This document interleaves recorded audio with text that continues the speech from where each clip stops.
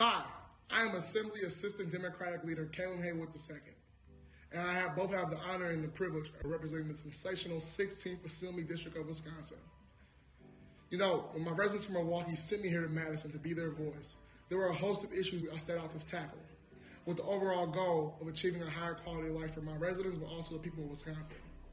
But in order to achieve that overall quality of life for residents, there's two things we must tackle: health equity and social justice.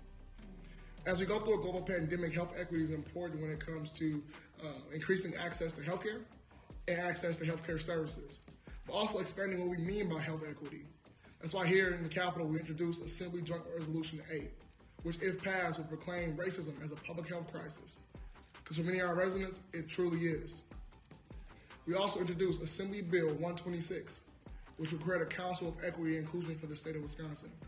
We must also talk about tobacco prevention when it comes to health equity, and that's why I support Assembly Bill 348, a bill that will raise the age to purchase tobacco products here in the state of Wisconsin to 21, to prevent our young people from getting involved with tobacco products at an early age. And in terms of social justice, there's a host of bills and things we can do here in the state of Wisconsin that we're working on doing.